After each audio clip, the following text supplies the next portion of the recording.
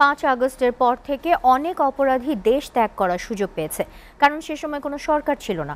তবে সরকার গঠনের পর যারা দেশ ত্যাগ করেছেন তাদের বিষয়ে অধিক তদন্ত করা হচ্ছে বলে জানিয়েছেন স্বরাষ্ট্র উপদেষ্টা জাহাঙ্গীর আলম চৌধুরী।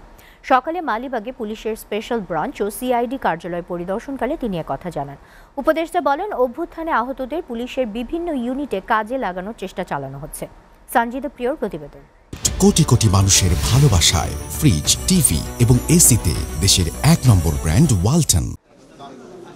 রুটিন কাজের অংশ হিসেবে পুলিশের স্পেশাল ব্রাঞ্চ, এসপি ও অপরাধ তদন্ত বিভাগ সিআইডির কার্যালয় পরিদর্শন করেন স্বরাষ্ট্র উপদেষ্টা লেফটেন্যান্ট জেনারেল অবসরপ্রাপ্ত জাহাঙ্গীর আলম চৌধুরী।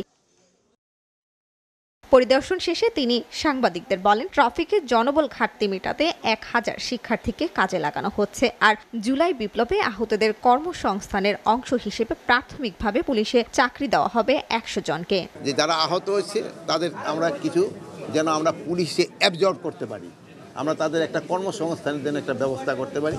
আমরা একটা প্রপোজাল পাঠাইছি, আপাতত আমরা 100 দিয়ে শুরু করতেছি, পরে হয়তো এই সংখ্যাটা আস্তে আস্তে বাড়াবো।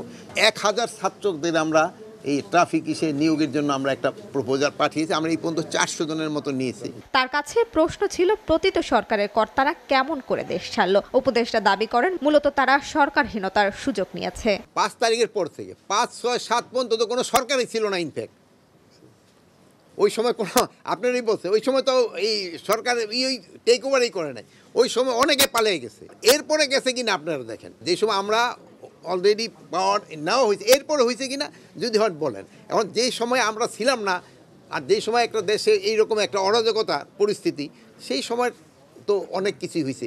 হাসিনা সরকারের সময় বড় সমস্যা টাকা পাচার। ব্যাংক থেকে কত টাকা খোয়া গেছে সেই হিসাব দ্রুত বের করবে সিআইটি বলে জানান স্বরাষ্ট্র উপদেষ্টা। বিগত সরকারের বড় সমস্যা ছিল মানি লন্ডারিং। মানি লন্ডারিংটা আমাকে সবচেয়ে বেশি হয়েছে। এটা নিয়ে আমি বলছি তারা যত তাড়াতাড়ি রিপোর্টটা দিতে পারে। সঞ্জিদা প্রিয়, এসিটিভি, ঢাকা।